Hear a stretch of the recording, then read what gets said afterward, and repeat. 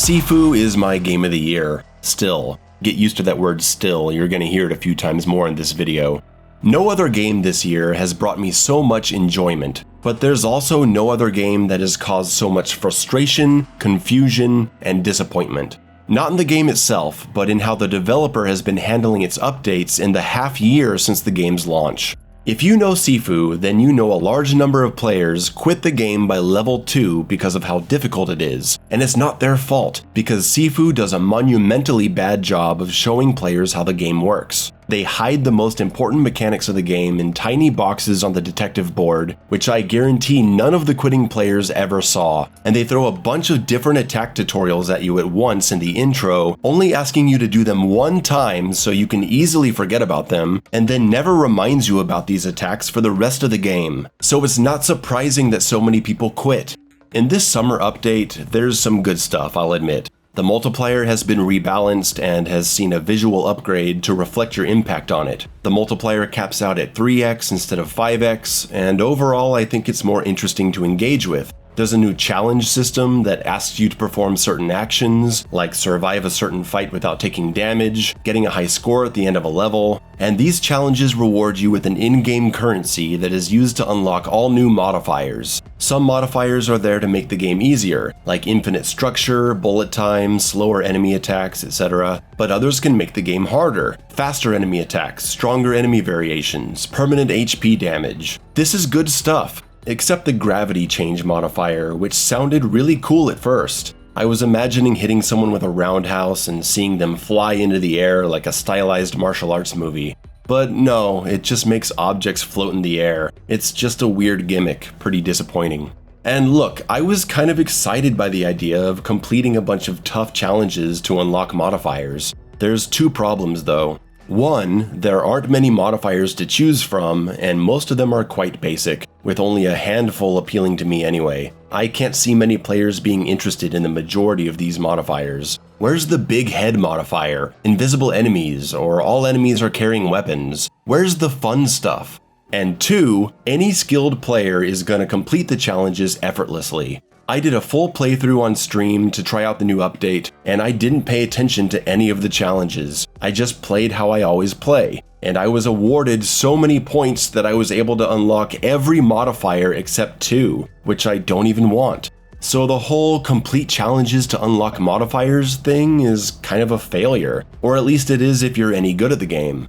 The difficulty modifiers are good, don't get me wrong. It's just that there's no fun to be had in unlocking them since the challenges are so basic that they get completed by simply playing normally. But you know what? Forget all that. I want to talk about the permanent unlock design change. Unlocking a skill now adds a permanent unlock counter. That's just a visual information change to better communicate the process of unlocking skills. Fine. The problem comes from this line. The counters and permanently unlocked skills are now shared between saves, regardless of the difficulty. When I read that, I thought, no, that can't mean what I think it means. Well, it does. If you unlock a skill in one profile, it is now unlocked in the other profiles too, and I cannot comprehend this change at all. When I play Sifu, I like to start a new save and play from zero, unlocking skills along the way. I'm sure plenty of other players do the same.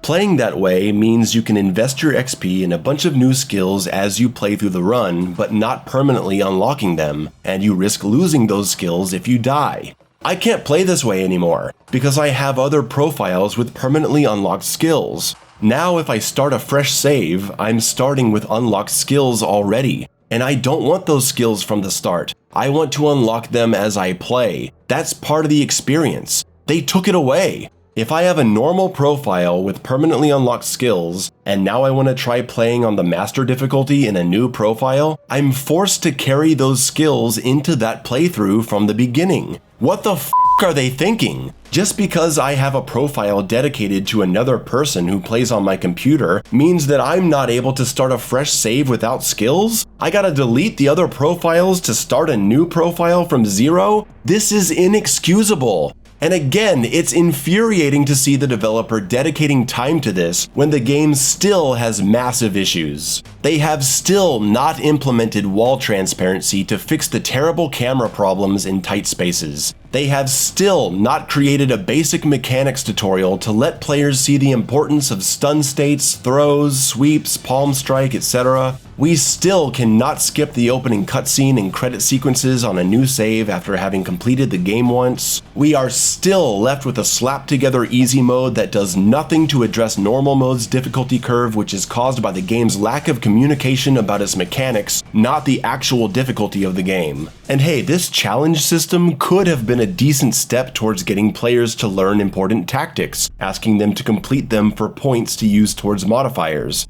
Except the modifiers aren't unlockable until you beat the game. So Sifu would be asking you to engage in challenges that teach you the skills you need to beat the game after beating the game. But it's even worse than that, because the challenges don't even ask you to use the game's important mechanics. There's no challenge for avoiding 3 high attacks in a row, no challenge for hitting multiple enemies with a sweep, no challenge for using directional throw to smack 3 enemies into walls. There's nothing here but one challenge that asks you to avoid a high attack with a backward sweep once. They're not even trying. So is this a good update? No, it's not. Slowclap continues to ignore the core issues with this game, and I'm gonna continue to call them out on it. They choose to add little bells and whistles for people who continue to play, while doing nothing at all to make the game more attractive to new audiences who face a high probability of being intimidated by the game's difficulty due to its awful failure to communicate its core mechanics. It's been half a year and I am still unable to recommend this game to people without telling them that they need to watch tutorial videos first. And that's simply unacceptable. Sifu, you're making it harder and harder to advocate for you. Do better.